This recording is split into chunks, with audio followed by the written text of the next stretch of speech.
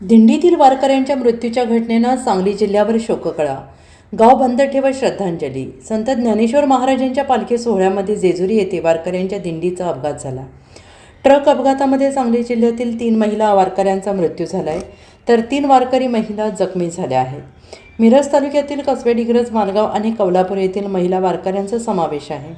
नंदा पवार वय वर्ष 60, माधवी राजाराम सलगरे वय वर्ष 55, राजश्री शंकर भोसले वय वर्ष 55 अशी मृत वारकरी महिलांची नावे असून घटनेमुळे 3ही गावांमध्ये शोककळा पसरली आहे. वारकऱ्यांच्या मृत्यूच्या घटनेची माहिती मिळताच गावामध्ये बंद पाळण्यात आले आहे.